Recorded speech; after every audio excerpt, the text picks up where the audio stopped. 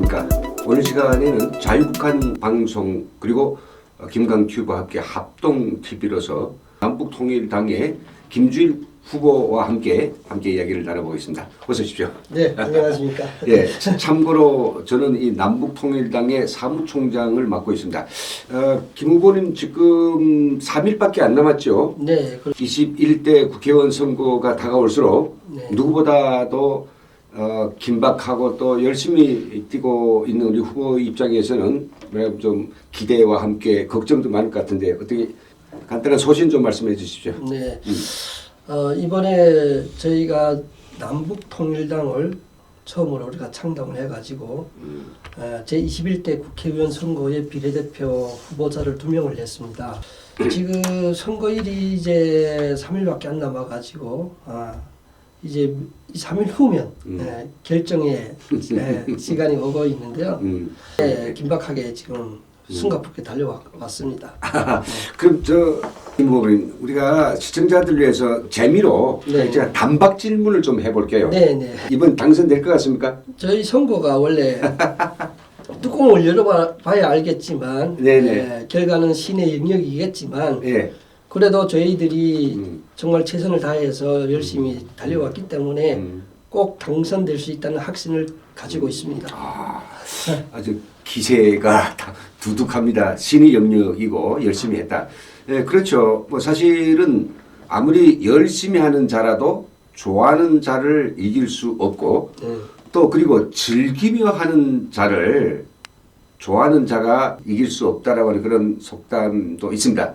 우리 두 후보, 우리 김주일 그리고 한미옥 후보께서는 정말 즐기며 하는 것 같아요. 내가 봤을 때는. 그렇죠? 네, 저희들이 그동안 대한민국에 살면서 다른 정당의 후보자들을 찍어주고 그리고 이렇게 저희들이 투표한 경력은 있어도 우리가 직접 당을 만들고 후보를 내가지고 우리가 처음으로 선거에 돌입한 거는 이번에 처음이고 참 그래서 신기하기도 하고 재밌기도 하고 그렇죠. 정치란 게 또 이런 것도 있구나라는 걸 느끼면서 참 즐겁게 하고 있습니다. 그렇습니다. 1990년 초반만 해도 한 해 한 100명 정도 오던 탈북자가 1990년도에 들어서면서 이제 한 해 뭐 몇백 명씩 되더니 95년 이후로서는 1년에 수천 명씩 오기 시작했죠. 대량 탈북이 시작됐습니다. 대량 탈북이 올해까지 하면 거의 30년 역사거든요.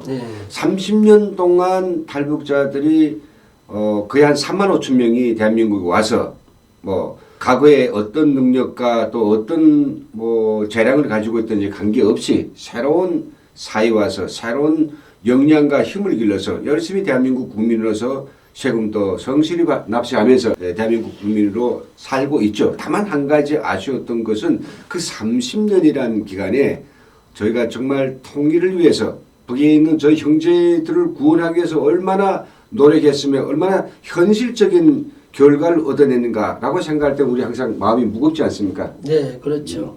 저희들이 뭐 솔직히 북한 인권운동을 하고 통일운동을 하면서 뭐 어떤 그 보수나 수익을 바라고 한 적은 한 번도 없습니다. 그렇죠. 단지 우리가 한반도의 통일을 이룩하고 북한 주민들의 인권을 개선하는 그 사명감을 가지고 항상 왔던 결과들이 오늘에 또 이런 정당 창당이라는 그런 결과를 만들어내지 않았나 하는 생각이 듭니다. 뭐니 해도 저는 우리 그 대한민국 국민들께서 탈북자들에게 바라는 중요한 어떤 기대가 있다 하면 정말 북한이 요즘 어떻게 돌아가고 있는지 그 실상에 대한 분명한 이 정보와 분석 그리고 그들이 우리 대한민국을 해치려는 그 모든 행위에 대해서 우리 대한민국이 어떤 방책과 또 대응으로 이걸 좌절시키고 자유대안을 수호할 수 있는지 이런 면에서 우리 역할이 아니겠습니까? 그 통일된 이후에도 탈북자들이 북에 가서 해야 될 시장경제를 설립하고 대한민국과 똑같은 이런 좋은 사회를 자유민주주의 사회를 만드는 데 우리 역할이겠고 제가 이야기를 하는 것은 말이죠. 아까 보신 것처럼 우리 후보께서 이번에 가지고 나온 어떤 여러 가지 공약들 가운데서 나는 북한을 가장 발빨리 가장 정확히 그리고 가장 구체적으로 전달할 수 있는 그런 재량, 그런 능력을 가지고 있다라고. 그래서 남북통일당이 내놓은 통일 전략은 현실적이고 또 실현 가능한 것이라고 했는데 요즘 북한이 어떻습니까? 시청자들을 직접적으로 물어봅시다. 지금 북한은 우리 남북통일당이 창당된 거에서 굉장히 아주 심각하게 받아들이고 있는 상황이고요. 그래서 뭐 여러 언론 매체를 통해 가지고 우리 남북통일당에 대해서 강하게 비난한 적도 있습니다. 그 정도로 북한 당국이 민감하게 반응을 하고 있고요. 지금 최근에 북한이 어제 그제죠. 조선노동당 정치국 회의를 개최를 했고 또 그 다음 날에 어제죠. 최고위원 회의도 개최를 하면서 나름 자기들도 내부 강화와 결속을 위해서 이렇게 분주하게 움직이는 모습들이 지금 뉴스를 통해서 저희들이 접하고 있거든요. 이런 것들이 결국은 북한도 탈북민들이 통일을 위해서 준비하는 그 정치 세력하에 나름대로 자기들도 대비를 하겠다라는 의지로 분석이 되고 받아들여지게 됩니다. 그죠. 네. 저는 이제 원래 북한이 11일 날 최고인민 회의를 한다고 했는데 이 공보가 나오지 않자 우리 국책연구기관들 그리고 한다 하는 대북 전문가들 뭐 기자들이 뭐 마이크를 들이대다 보니까 말 안 할 수는 없고 그래서 뭐 개인적인 사견이라고 전제를 하고 이야기한 많은 것 가운데서 주장 가운데서 대체로 보면 갑자기 이제 그 최고인민회의를 하자고 이렇게 출입 조치를 이제 이렇게 하는 과정에 온도도 재는 과정에 많은 발열 환자가 생겨서 회의가 예정대로 할 수가 없었다라고 하는 그런 문제. 즉 코로나19와 관련돼서 회의가 무산되거나 또는 이 회의가 좀 뭐 연기되었다거나 이런 주장들이 압도적이었단 말이죠. 근데 저희 탈북자들이 봤을 때에는 북한은 그렇게 해서 그렇게 보기에는 너무도 김정은이 관심사항의 배제된 상황이다. 김정은이 하라고 하면 코로나 걸려서 전부 다 죽어도 하게 되는 국가가 아니겠습니까? 네, 그런 것들을 관가하니까 북한에 대한 우리 최고의 전문가들의 판단과 시각도 굉장히 북한 사실하고는 거리가 멀었다고 하는 것. 이건 좀 더 여실히 보게 됐습니다. 그렇죠. 그런 의미에서 우리가 김후보님이 이제 그 이야기하시는 것처럼 북한의 최근에 이 동향 한번 놓고 보더라도 우리가 탈북자들의 역할 그리고 또 탈북 여러 루트들을 통해서도 북한에 대한 매우 구체적이고 사실적이며 그리고 명백한 그 이치들을 우리가 정확히 파악하는 것. 그래서 그걸 남한과 국제사회에 알려주는 것이 대단히 중요하지 않을까. 그런 의미에서 우리 김주일 대표는 과거에도 매우 독보적인 북한 메신저로서 역할을 했습니다. 우리 시청자들께서 좀 궁금하실 것 같아요. 김주일 후보께서 도대체 순수는 어떻게 되며 그 다음에 어떤 그 과정을 걸쳐서 대한민국에 지금 후보로 나왔는지에 대해서 궁금할 것 같습니다. 뭐 다른 TV들에서 나왔습니다만은 오늘 저희 시청자들 위해서 잠시 소개 좀 해주시죠. 저는 고향은 함경북도 길주군이 고향이고 북한에서 군관으로 장교로 강원도 철원에서 DMZ 전방에서 근무를 하다가 북한 체제에 한 배를 느끼고 제가 북한 탈출해 나왔고요. 나오고 대한민국에 와서도 군 생활을 했습니다. 적전술 교관으로 북한군을 양성하는 적전술 교관으로 군 생활을 하고 있다가 제가 조금 더 배우고 싶어 가지고 나와서 대학을 졸업하고 그리고 여러 개인적으로는 여러 방송국이나 프로덕션 이런 데서 개인적으로 일을 했고요. 그러면서 한쪽으로는 사단법인 디펙터스 비전이라는 탈북민 단체를 내와서 북한 인권운동을 시작을 했습니다. 그때 한 15년 전, 20년 전 이야기인데요. 그 국내에서 그런 활동을 하다가 북한의 문제를 국제사회에 좀 알려야겠다 해가지고 제가 유럽으로 건너가가지고 유럽의 북한의 인권 문제와 또 북한의 실상을 알리는 그래 국제 인권 운동가로서 활동을 전개해 왔습니다. 네. 그리고 더 중요하게는 당시에 유럽의 상황이 어떠했냐면 당시에 영국의 상황이 북한하면 휴먼라이트 인권하면 노스코리아 북한이 먼저 나오는 게 아니라 그때 당시 버마가 먼저 나왔어요. 왜? 버마. 아. 버마가 휴먼라이트 하면 버마가 먼저 나왔는데 저희가 유럽에 가가지고 현재는 탈북민들과 결속을 해가지고 그때부터 유럽인들에게 북한 인권을 알려야겠다 해서 저희들이 활동을 전개하면서 지금은 어떠냐면 유럽에 가서 휴먼라이트 하면 노스코리아가 먼저 나옵니다. 북한이 먼저 나와요. 그렇게 상황을 국제사회 상황을 바꾸는 활동을 대대적으로 전개를 했고요. 또 당시에 BBC 여러분들 잘 아시지만 BBC가 당시에는 대북 방송이 없었어요. 그 인권이 열악하고 민주주의가 열악한 국가들의 대부분 국제 방송을 보냈는데 버마, 뭐 베트남, 뭐 차이나 이런 데는 방송이 있었는데 우리 한국어 방송이 없었던 거예요. 그래서 국제 언론 기관이라고 자칭하고 있는 BBC에 북한이 인권이 제일 열악한 북한의 주민들이 들을 수 있는 뉴스가 있어야 되지 않나 해가지고 BBC 월드에 한국어 방송을 런칭하는 그런 사업도 전개를 했고요. 또 2013년도에 당시에는 유엔의 그 북한 인권 조사위원회 COI 그 활동에 참여를 해가지고 국제사회가 북한의 독재자를 국제형사재판소에 해부하는 그 활동에도 많이 참여를 하면서 그런 국제적으로 활동을 하다가 이제는 결국은 통일의 종주국이고 인권의 어떤 기본 보루라고 할 수 있는 우리 대한민국에 와서 탈북민들과 함께 통일을 준비하는 정치적 활동을 해야겠다 해가지고 작년 11월 귀국해서 와서 창당 활동에 뛰어들게 됐습니다. 참 많은 일을 했습니다. 저희 탈북 인권 활동을 하고 있는 단체장들은 김주일 후보를 잘 알아요. 그러나 한국에서 최근에 오신 탈북자들은 잘 모를 수 있어요. 활동지가 대한민국이 아니었으니까. 그리고 또 사실은 개인적인 어떤 재량들과 능력들을 보면 굉장히 많은 재량들을 가지고 있죠. 근데 그런 것들에 앞서서 참 부러운 게 고향이 함경북도하게 길주라고 했죠. 예. 길주면 그게 발프 공장이 유명한 게 있고 네. 그 온천도 있잖아요. 네, 길주에 온천도 있어요. 예, 온수편이라는 곳에 그 온천도 나오고요. 길주는 참 제가 그 길주에 좀 떨어져 있는 함흥에서 살았는데 길주 하면 굉장히 동네가 좋은 동네로 자연의 혜택이 아주 풍부했던 참 살기 좋은 동네로 생각했는데 그런 거 맞죠? 원래는 길주가 북한의 교통지에서 중심지였어요. 길주를 통해서 양강도 쪽, 해상 쪽으로 나가는 철도가 나가고요. 길주를 통해 가지고 청진, 온송으로 가는 철도가 나가고요.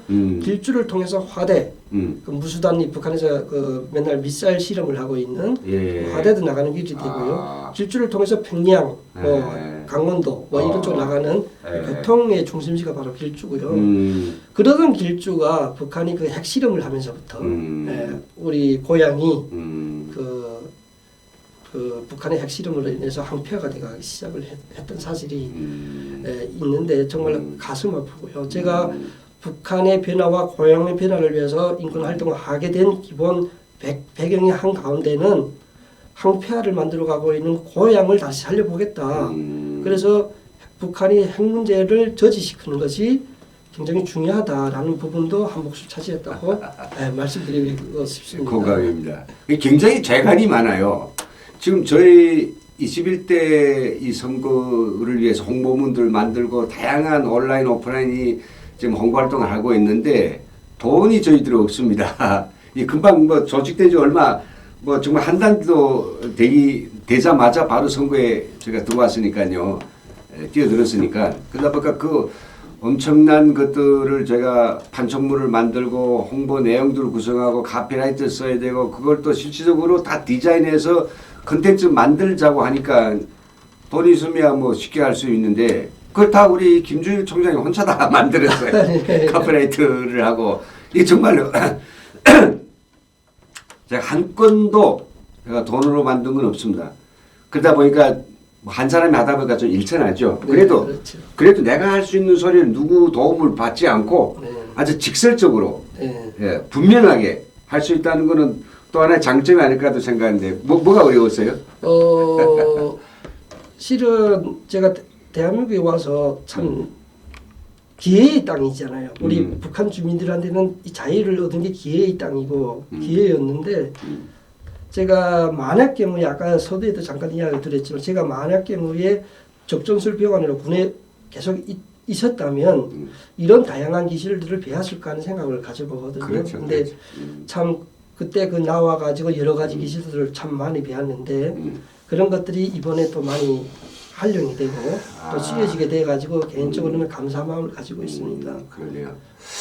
좀 북한 전문가로서 우리가 누구도 그 대신할 수 없는 즉 타의 추종을 불허하는 그런 북한 전문가입니다. 정보에도 빠삭하고요. 그렇다면 우리가 좀 마지막으로 북한 정세에 대해서 좀 여쭤보겠는데 최근에 포 부대들을 엄청 끌어다 놓고 이제 2017년부터 대규모 포사교 훈련들 하거든요. 네. 최근에만 해도 뭐 4종 신무기 다 포 아닙니까? 네. 미사일 이런 거 하고 있는데 김정은이 뭐 포부대 전문가였다. 포 네. 전문가였다. 남한의 대체로 알려진 상식은 그렇거든요. 네. 그게 맞는가요? 포병부대 포병 대학을 전문했는데요. 제가 북한에 있을 때 김철주 포병 종합군관학교를 졸업하고 포병 장교로 제가 근무를 하고 무슨 있는- 포였어요? 그러니까 포가 이게 예. 군거리, 그러니까 북한식으로 이야기하면 군거리와 예. 장거리로 분류가 됩니다. 아, 그렇죠. 예. 근데 예. 포병 종합군관학교에는 아, 군거리조도 있고 아. 장거리조도 있고 그리고 아. 미사일조도 있습니다. 예. 근데 저는 군거리 쪽을 주로 배웠죠. 아, 그렇군요. 군거리. 아. 군거리는 포병에 포함되어 있는 포병과 함께 움직이는 그런 포병이 박격포 같은 거. 박격포, 예. 60mm 박격포, 82mm 박격포, 아, 그다음 그랬구나. 72mm 평사포, 직사포, 아. 그리고 뭐 120mm 뭐 평사포 뭐 이런 것들을 그런 것들을 예, 전공을 했는데 그랬어요. 북한이 과거에서부터 육지전은 항상 포다. 포다. 포를 항상 김정일 때부터 많이 강조를 했어요. 그래서 주체포도 개발을 해냈고 그리고 심지어 지금 북한의 육군 전력이 가지고 전쟁을 치를 수 있는 상황이 아니에요.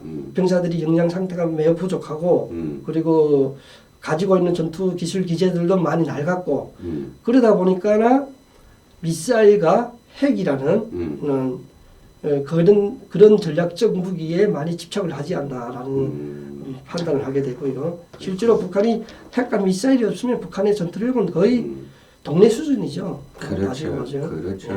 네. 어떤 재래식 무기에 있어서는 네. 정말 포도 그렇고 비행기도 그렇고 함선도 그렇고 어느 뭐로 보나 이 동네식이라고 그랬죠. 네, 예. 동네 수준. 네, 동네 수준이죠. 야. 군사놀이 수준이죠. 저 마음이 아주 후련한 이야기 들었습니다. 자, 본격적으로 네. 우리 지금 당이 하나의 전투 내지는 전쟁을 치르고 있지 않습니까? 그렇죠. 청순 필승이라고 하는. 네. 자, 이 전쟁을 하면서 지피지기면 백전백승이라는 소리가 있는데 네. 이 전쟁에 임하는 우리 지금 전쟁은 뭐냐? 국민의 지지와 국민이 적극적인 성원을 우리가 얻어내기 위한 이런 전쟁을 하고 있지 않습니까? 네. 이 전쟁에 있어서 선거전에 있어서 우리가 가지고 있는 역량 네. 아직 일천하지만은 사람들이 그 소중한 싹이라고 하면 거기에 대해서 키워주고 싶고 네. 그걸 꼭 뜻을 이루도록 밀어주고 싶은 마음도 있지 않습니까? 네, 그렇죠. 그런 의미에서 우리 좀 뭐 전 사무총장인데요. 그 후보의 어떤 전일적인 지휘책에 따라서 지금 선거가 이제 본격적으로 치러지고 있어가지고 선거 대책 본부장도 임명하고 겸임하고 있습니다.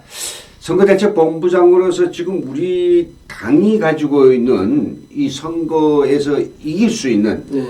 그런 우리 나름대로의 능력이나 네.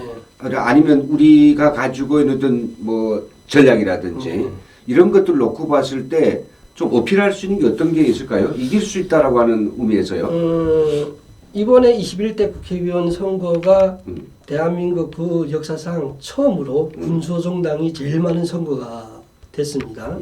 준연동형 비례대표제가 나온 그것도 있겠지만, 근데 이 군소정당들이 나오게 된 또 하나의 동기에는 뭐가 있냐면 소수 계층들, 다양한 계층들이 모여 사는 대한민국에 소수 계층들의 목소리도 내자라는 취지에서 정당 활동을 했던 다른 계층 분들도 계시거든요. 근데 우리 남북통일당도 그런 차원에서 큰 거대 여당과 야당이 하지 못하는 그런 일을 하자 해서 창당이 발기가 됐고 시작이 됐는데, 우리가 그럼 할 수 있는 게 뭐냐? 우리가 할 수 있는 거는 통일밖에 없습니다.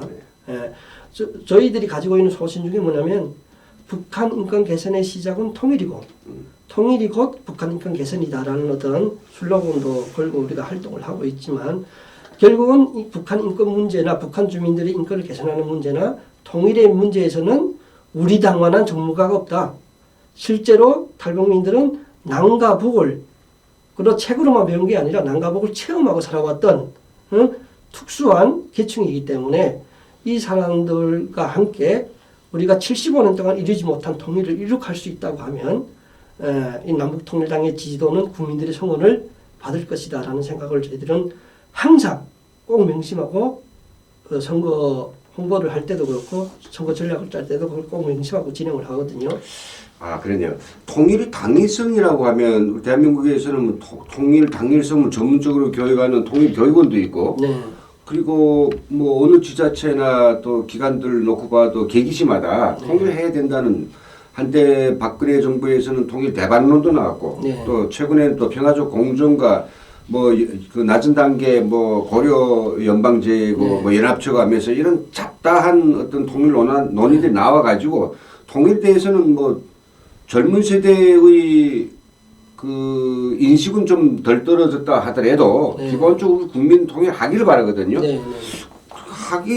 통일을 안 한다라고 하면 우리가 남북통일당도 만들어서 합시다 하겠는데 하자고 하는데 우리가 굳이 이걸 만들 이유가 뭐였던가, 좀 시원하게 우리 저 시청자들 알아도 저보다는 후보님 좀 더 잘 이야기할 수 있으니까 아유, 이야기 좀 들어봅시다. 네. 왜 우리가 만들었더냐고.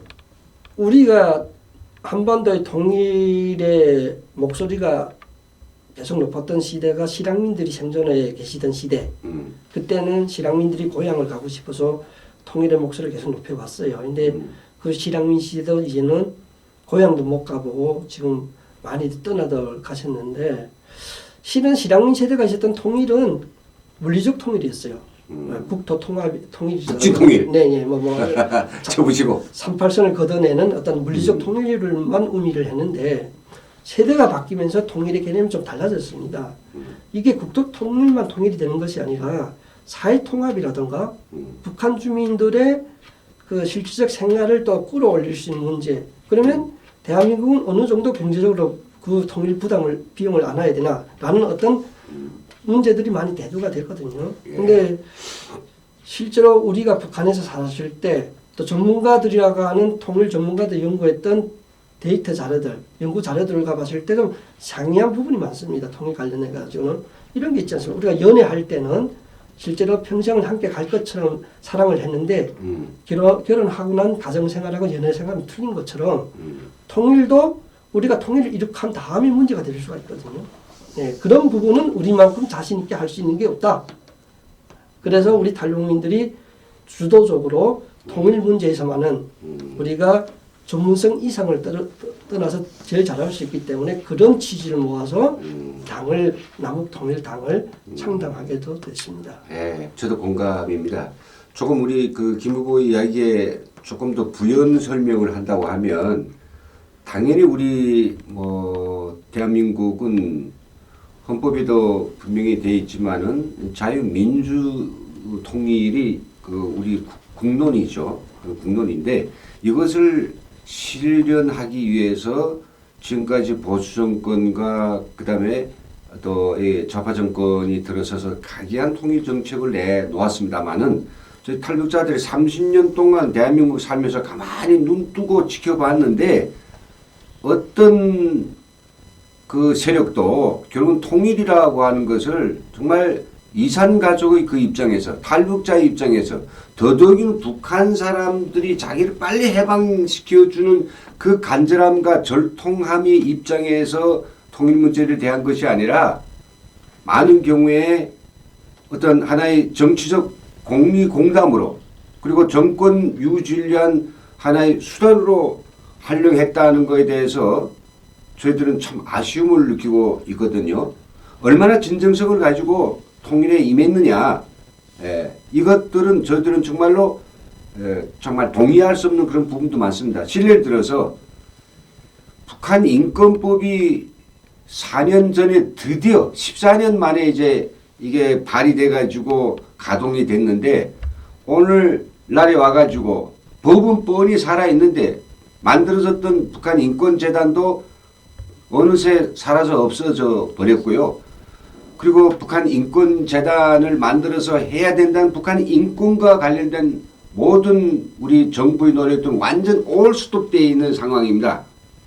그런데 반해서 미국은 어떻습니까? 미국은 올해 예산을 엄청 썼더라고요. 네, 북한 주민이 알 권리 신장을 위해서 무려 465만 달러를 지금 이번에 쓰고 있으니까 이게 진정성이라고 하는 게 돈을 쓴다고 해서가 아니라 이렇게 자나깨나 계속해서 우리 국가의 우리 정부의 시종이 일관한 정책으로 쫙 밀고 가야 되겠는데 보수 정권 때는 강경하게 한다면 또 좌파 정권에서는 물타기 하고 희미하게 하고 그냥 흥정하려고 하고 거래하려고 하고 물론 거래도 흥정도 필요에 따라서는 해야 되겠죠. 근데 그 자체가 거래의 흥정의 목적이 자체가 흥정이고 목적이면 안 되거든요.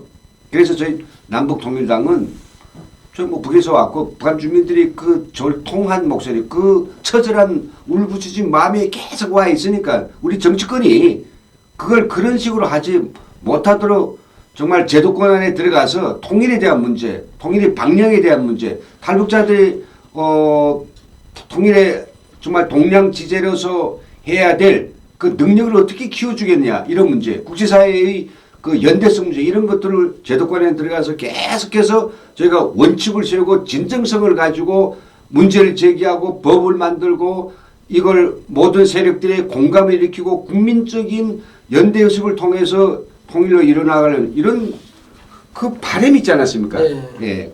저는 이제 김 후보 이야기를 통해서 그걸 절절하게 좀 함께 좀 전해드리고자 합니다. 그렇다고 하면 우리 시청자들께서 이야기를 들어보시면서 아마 그런 생각을 가지지 않을까 싶습니다. 정말 남북통일당은 뭐 전혀 들어본 적이 없는데 갑자기 이번 선거에서 10cm 이상 되는 선거표에서 이제 아마 48cm. 48cm. 네. 48cm 이상 되는 그 선거표에서 맞닥뜨리는데 기호 21번입니다. 맞죠? 네, 기호 21번. 기호 21. 그 21에 남북통일당이라고 있는데 이게 또 뭐냐? 이거 언제 이런 게 만들어졌느냐? 예, 물론 급조인 건 맞습니다. 갑자기 만들어졌으니까요. 근데 이 정광석화와 같은 그 기간 동안에 왜 남북통일당이 어떻게 만들어졌는지 그 짧은 시간 동안을 좀 우리 연역사를 할까요? 네. 좀 소개 좀 해주십시오. 언제 없었는데 갑자기 나왔나 할 수 있거든요.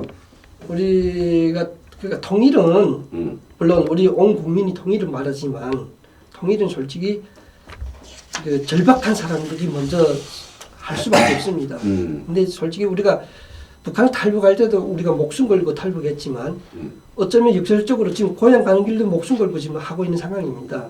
그러니까 우리가 통일의 가장 절박한 주체들이 탈북민들인데 예전엔 실향민들도 있었습니다. 실향민들이 많이 돌아서 가가지고 그 탈북민들이 고향 가기 위해서 이런 정치적으로 문을 열어야겠다 고향 가는 길 해가지고 1월 23일 날에 저희가 탈북민 단체장 분들의 회의를 저희가 가졌고요. 바로 이 김주일 후보가 영국에서 와가지고 아예 당신들은 그렇게 하고 좀 무맥하게 있느냐 그래도 한번 좀 칼 빼서 쓰고 물에도 뭐 배봐야 되지 않느냐 이 좋은 이 계기가 왔는데 탈북자들도 목표를 가지고 하자. 네. 그래서 이제 첫 회의가 1월 23일 날에 있었다. 그 얘기죠. 네, 기억들 죄송합니다. 아닙니다. 음력서 전날에. 음력서 전날에 24, 많은 사람들이 생계 때문에 바쁘고 일 때문에 바쁜 가운데서도 그래도 모여서 저희가 통일에 대한 논의를 시작을 했습니다. 그게 1월 23일이었고요. 1월 23일. 네, 그 후로부터 저희가 2월 4일, 8일 이렇게 여러 차례 토론했죠. 예, 여러 차례 4차에 걸쳐서 저희가 또 음. 지속적으로 맞느냐, 이게? 예, 맞느냐, 가능하냐, 가능하냐? 아니면 뭐 상당히 지금 의미가 있느냐? 시기가 되냐 안 되냐, 시기 되냐? 뭐 이런 여러 가지 논의를 하면서 대한민국 국민들도 네. 어떻게 이걸 욕먹을 일이 아니냐? 네. 예. 그러면서 저희가 수많은 토론과 난상 토론을 거치면서 결국 2월 18일에 저희가 남북통일당 창당 발기대회를 여의도에서 가졌습니다. 그렇죠. 합의를 하고 네. 정경련회관. 근데 이게 저희가 또 정당으로 창당 발기대회를 열었다고 해서 바로 정당 등록이 되는 게 아니고 중앙선거관리위원회에서 요구하는 조건들이 있습니다. 네. 그게 최소한 5개 시도당을 내와야 되고 예. 하나의 시도당에 1000명 이상의 당원을 가지고 있어야 되고 그 시도당 창당대회를 발기대회와 창당대회를 저희들이 진행을 해왔고 결국 쉽지 않았죠. 네, 쉽지 않아요. 그러니까 서울시당, 그다음에 네, 경기도당, 경기도당, 인천광역시당, 인천광역시당, 그다음에 경상남도 도당, 예, 경상남도당, 경남도당. 그다음에 부산, 예. 전북을 또 예. 저희가 창당하려고 하다가 결국 전북은 포기했습니다. 예, 그렇죠. 저희가 포기하고 부산, 예, 그렇지. 탈북민들이 많이 살고 있는 예, 북한, 부산. 강력시당을 저희가 5개 시도당을 구비를 했고요. 그래서 그때 당원이 5,500명이 아니었어요? 실제로 저희가 거의 모집한 거는 거의 6천에 가까운 6천에 당원을 가깝죠. 예. 모집했는데 예. 이게 또 주소지 불가, 연락처 불가 뭐 예. 이런 그게 다 서류들이 바뀌지 않아가지고. 또 안 돼가지고 그런 서류에서 탈락된 부분까지 하면서 많은 고비들을 넘겼습니다. 참 우리 한 일이지만 스스로 대단했죠. 예. 그게 한 달도 못 되는지 아닙니까? 그렇죠. 그래서 이제 3월 6일 날 저희가 3월 6일 날 같은 장소 여의도 예. 정경련회관 같은 장소에서 3월 6일 역사적인 남북 창당대회를 개최를 해가지고 예. 공식 창당을 선포했습니다. 그렇죠. 네. 근데 북한이 이제 그 소식을 어떻게 알았는지 정보를 알아가지고 우리가 창당대회를 하는 3월 6일 전날 4월 5일 날에 게다가 남북 통일당을 전면 비방하고 그다음에 거부 반응을 극도의 거부 반응을 보내는 네. 그 소위 비판 기사를 내고 네. 아주 야단 법석을 했습니다. 인간 쓰레기들이 인간 쓰레기 만든 당이라고 당이라고. 남한 정부가 용인하지 용인. 했기 때문에 하는 거다 뭐 이러면서 막 예. 문재인 정부도 막 욕하면서 네, 북한이 완전 예. 엄청난 비방을 했죠. 그 자들도 두려웠을 거예요. 그렇죠. 이게 예, 예. 어느 정당의 국회의원 후보가 된다는 개념하고 정치적 기반을 다지는 정당이 나온다는 것은 다른 문제입니다. 왜? 국회의원 선거문 후보자들은 국회의원이 되냐 안 되냐 예, 예. 가지고 시금석이 갈리지만 정당은 국회의원 내는 것도 우리가 정당이 하는 일이겠지만 정당은 결국은 그 정치적 영역을 계속 위원을 넓혀가는 활동을 해야 되지 않습니까? 그렇죠, 그렇죠. 근데 우리 남북통일당은 해외 지구당뿐만 아니라 북한에 있는 지하 당원들도 모집하고 나서겠다. 그렇죠. 하니까 북한 정권으로서는 굉장한 충격이 올 수밖에 없죠. 그럼요. 저희가 이제 본격적으로 이 선거가 지나가고 남북통일당이 목표를 내걸었던 정말 전략적 가치들을 수행하다 보면 해외에 있는 전 세계 디아스포라들이 우리 당위주의에 탈북자들이 뭉쳐서게 되고 북한 내부에서도 정말 각계각층의 우리 당의 당원들을 포섭하기 위한 정말 적극적인 활동들이 저는 그게 어렵지는 않다고 생각하거든요. 이제 북한은 정말 바짝 마른 이런 섭 지피에다가 불을 던지는 그 누가 하느냐 이거에 따라서 이제 사람들이 확 하니까 이렇게 영도적 조직이 있고 그 영도적 조직이 정말로 사람들이 마음을 찾아서 소통하고 그네들이 가장 절절히 바라고 아파하고 기다리는 것들을 우리가 제시해 준다면 북한에 엄청 많은 우리 당원들을 확대할 수 있다고 생각하지 않습니까? 네. 정말로 그 북한 주민들이 평생을 조선노동당 하나만 믿고 살아왔는데 이제는 너네를 믿고 못 살겠다. 네, 그렇죠. 막 가족이 굶어 죽고 병사들이 막 영양실조 오고 사회 모든 인프라가 멈춰서 있고 직업 잃고 오직 먹고 사는 데밖에 종사할 수밖에 없는 그런 먹는 기계로 만든 먹는 데 집착하는 기계를 만든 그 당을 못 믿겠다. 우리 남북통일당인 북한 주민들이 컨트롤 타워가 된다고 하면 정말로 수많은 북한 주민들이 지하에서 입당 원서를 청원할 거라고 저희들은 확신을 하거든요. 현재도 몇 분의 당원들이 지하 당원들이 가입을 해온 것도 있지만 그렇죠. 앞으로는 더 여러와 같이 북한 지역에까지 이 당의 조직들이 뻗어나간다면 북한 정권으로서는 굉장한 이게 심장을 꺾는 비수와 같은 거기 때문에 격하게 반응할 수밖에 없는 겁니다. 그렇습니다. 정말 1월 23일 날에 뜻을 같이 하는 탈북자 단체장들이 첫 회합을 해서 딱 91일이 지난 3월 24일에 예. 중앙선거를 마친 그 순간에 저희들은 정말로 마음이 숭엄해지고 격정의 눈물을 흘렸죠. 시청자분들에게 네. 정답 우리 당 등록증을 보여주고 이야기해서 가는 게 좋을 것 같습니다. 예, 그렇죠. 3월 24일 날 공식적으로 등록을 다 마쳐서 24일 저희들이 이렇게 중앙당 등록증을 저희가 중앙선관위로부터 저희가 받았습니다. 도장이 아주 큼직하게 예. 공당이 됐다. 이걸 김정은한테 좀 이거 저 팩스를 보내야 되겠어요. 네. 예? 어떻습니까? 그렇죠. 우리 당을 네. 등록 못하도록 네. 등록하는 것이 잘못됐다고 불법이라고 하면서 네. 대진년 애들까지 애들까지 동원해가지고 예. 우리 당 등록을 시키지 말라고 시위까지 했던 그렇죠. 그 정도로 북한에서는 민감하게 받아들이는 부분이었습니다. 그러니까 이제부터 까불지 마. 네가 뭐래도 개가 짖어도 행렬은 간다. 네. 이 이야기를 김정은한테 정확히 이거 전달해야 되겠어요. 네.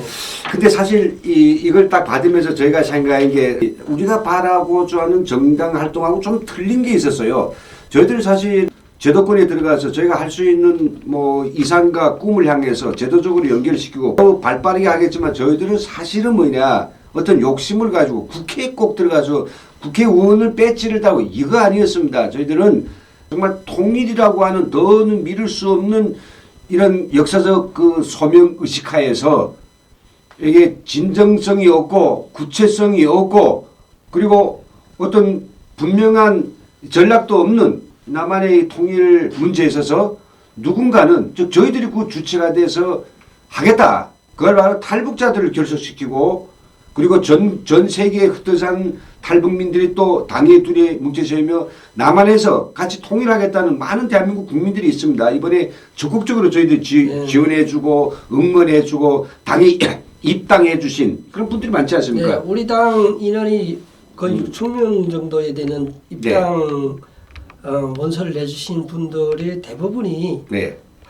남한에서 태어났고 남한에 사시던 남한 국민들입니다. 그렇죠. 네, 그분들이 많습니다. 앞으로도 남북통일 그런 우리 남북한 공의 통일을 바라는 진정한 통일, 확실한 통일, 자유민주주의 체제한 통일을 완전 바라는 분들하고 같이 어깨를 결고 사실적인 통일, 목숨을 바치는 일이라도 통일을 하고자 하는데 그런 걸 우리가 하고 국제사회에서도 통일에 대한 다양한 어떤 의견들보다는 탈북자들, 우리 대한민국에 통일되고 하나로 잘 정리되어 있는 이런 일원화된 창구 내진 통일 논의들을 전달하고 같이 하기 위해서 하는 거 아니겠습니까? 네.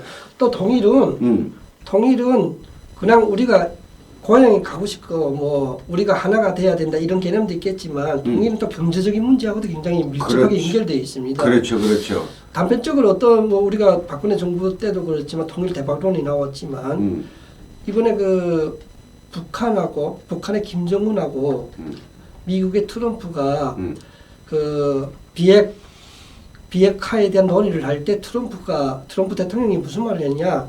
당신들이 비핵화를 하면 수년 내에 아시아에서 제일 사는 국가로 북한을 만들어 주겠다.